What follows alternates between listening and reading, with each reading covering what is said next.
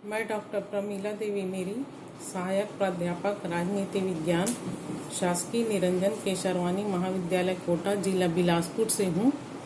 आज हम जानेंगे एमए फोर्थ सेमेस्टर के अंतर्गत महान राजनयज्ञों की भूमिका, जिसमें वी.के. मेनन महान राजनयज्ञ के बारे में हम जानेंगे। सर्वप्रथम इनकी भूमिका के बारे में हम जानेंगे।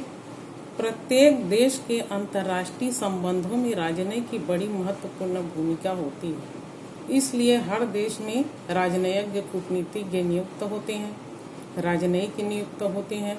तो इनमें वी.के. मेनन का भी नाम आता है, जिन्होंने भारत के लिए कार्य किया है। तो भारतीय राष्ट्रवादी राजनीतिज्ञ कूटनीतिज्ञ के रूप में ये जाने जाते हैं। ये प्रारंभ में होम रूल आंदोलन से भी जुड़े रहे, एनी बेसेंट के साथ में कार्य किए। भारतीय स्वतंत्रता के ये समर्थक थे और इंडिया लीग के सचिव और पत्रकार के रूप में भी इन्होंने इंग्लैंड में कार्य किया। तो बाद में ये नेहरू जी को विचारों से प्रभावित होकर उनके साथ आए, उनसे जुड़े और इस प्रकार इन्होंने भारतीय राजनीति में अपनी एक अमिट छाप छोड़ी। तो इसको हम पॉइंट के रूप में देख सकते हैं। तो इसको जानने के लिए पहले हम देखेंगे वी.के. मेनन के कार्यों की भूमिका किस प्रकार रही है। उनको हम निम्न बिंदुओं के आधार पर भी अध्ययन कर सकते हैं, जान सकते हैं। कुछ बिंदु हैं। तो पहले फर्स्ट है विभिन्न पदों पर नियुक्ति। स्वतंत्रता के बाद इंग्लैंड में भारत की तरफ से उच्चायुक्त ये बनाए गए। भारत में राज्यसभा के सदस्य के रूप में भी ये कार्य किए। केंद्रीय मंत्रिमंडल में इन्हें मंत्री बनाया गया और इस प्रकार बाद में वे प्रतिरक्षा मंत्री बने। तो दूसरा है संयुक्त राष्ट्र संघ में इनकी भूमिका किस प्रकार रही है। तो श्री मेनन संयुक्त राष्ट्र में प्रतिनिधित्व कर चुके हैं। उन्होंने संयुक्त राष्ट्र संघ में भारतीय प्रतिनिधि मंडल का नेतृत्व किया। वे साहसी और दृढ़ निश्चयी व्यक्तित्व के धनी थे और भारत की नीतियों को उन्होंने संयुक्त राष्ट्र में बड़ी मजबूती के साथ में रखा। भारत को संयुक्त राष्ट्र संघ में एक प्रकार से उन्होंने प्रतिष्ठा दिलाई। उस समय की बात है जब भारत नया नया आज़ाद हुआ था और एक प्रकार से भारत की प्रतिष्ठा पूरी तरह सही रूप में स्थापित नहीं हो पाई थी। ऐसे समय में इन्होंने कार्य किया और इन्होंने संयुक्त राष्ट्र संघ में ऐसे कार्य किए जिससे भारत को काफ़ी प्रतिष्ठा मिली।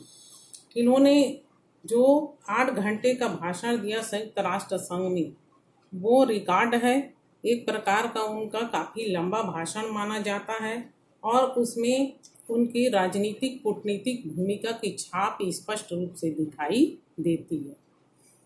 23 जनवरी 1957 को राष्ट्रीय संयुक्त राष्ट्र सुरक्षा परिषद में कश्मीर मुद्दे को लेकर उन्होंने मजबूती से भारत का पक्ष रखा और एक प्रकार से कश्मीर के संबंध में उन्होंने पाकिस्तान की नीतियों की भी आलोचना की थी। तो इस प्रकार से वी.के. मेनन के आगे उनके विचारों को हम देखते हैं। तो अगला है गुट निरपेक्षता के समर्थक। नेहरू जी के काल में गुट निरपेक्षता की नीति अपनाई गई थी। भारतीय रक्षा मंत्री ने गुट निरपेक्षता का बचाव करते हुए अमेरिकी नीति की कटु आलोचना भी की थी।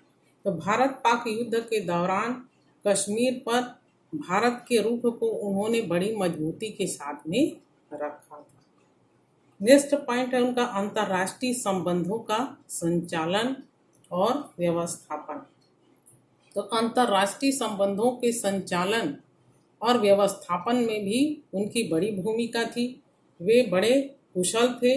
विभिन्न देशों के साथ, चाहे वह रूस हो या अमेरिका, भारत के साथ संबंधों को उन्होंने सुदृढ़ बनाने का प्रयास किया। अगला है विदेश नीति में राष्ट्रीय हितों का समन्वय। विदेश नीति में राष्ट्रीय हितों को सर्वोच्च प्राथमिकता दी जाती रही है। यद्यपि राजनयज्ञ देश की विदेश नीति का निर्माण नहीं करते, किंतु नेहरू जी के काल में कूटनीतिज्ञों का प्रभाव भी देखा जा सकता है। तो श्री मेनन के व्यक्तित्व का प्रभाव भी उसमें दिखाई देता है, इसीलिए उनको नेहरू जी के काल का चाणक्य भी कहा जाता है। वे नेहरू जी के बड़े विश्वस्त थे और विदेश नीति पर उनका प्रभाव पड़ना बड़ा स्वाभाविक था। नेक्स्ट है अंतर्राष्ट्रीय संबंध एवं नीतियाँ। अंतर्राष्ट्रीय संबंधों में नेहरू जी के काल में सोवियत संघ के साथ हमारी नीतियाँ सफल रही थी, तो इसके पीछे भी मेनन जी का हाथ था। और क्योंकि मेनन का झुकाव साम्यवाद की तरफ होने के कारण भी रूस और चीन से भारत मित्रता का इच्छुक रहा और एक प्रकार से भारत रूस के तरफ से भी और चीन के तरफ से भी दोनों की ओर से निश्चिंत हो गया था। तो मेनन की इसी प्रकार की कोरिया नीति भी सफल रही। उन्होंने कोरिया समस्या को सुलझाने में बड़ी महत्वपूर्ण भूमिका अदा की। नेहरू जी ने श्री मेनन को कोरिया समस्या के समाधान में सहयोग के लिए नियुक्त किया था और इस प्रकार उन्होंने बड़ी सफलतापूर्वक अपनी भूमिका का निर्वाह किया। अगला है भारत पर चीन का आक्रमण और श्री मेनन की नीतियों की आलोचना। तो ये एक प्रकार से इसकी आलोचना की जाती है। 1962 को चीन ने भारत पर आक्रमण कर दिया। भारत को पराजय का मुंह देखना पड़ा और चीन के हाथों पराजय ने नेहरू जी के साथ ही प्रतिरक्षा मंत्री श्री मेनन पर भी दोषारोपण करना शुरू कर दिया। तो इस प्रकार उस काल में 1957 में रक्षा मंत्री की नियुक्ति के बाद से ही चीन के साथ हमारे संबंध बढ़ रहे थे और इसी काल में सीमा संघर्ष आया।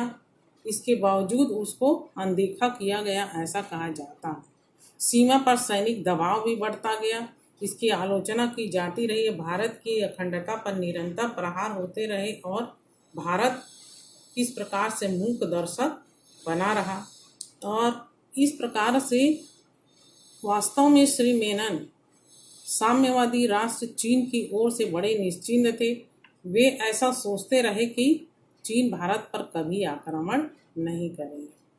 तो सितंबर 1962 में जब वे संयुक्त राष्ट्र की बैठक में शामिल होने न्यूयॉर्क गए थे, तब भी वहां के पत्रकार ने पूछा था कि भारत की सीमा पर गंभीर स्थिति क्या पैदा नहीं हो रही है। तब मेनन जी ने जवाब नहीं दिया था और एक प्रकार से उन्होंने संतुष्टि भरा ही कुछ जवाब दिया था। तो इससे भी भारत में आलोचना का सामना करना पड़ा था आगे चलकर।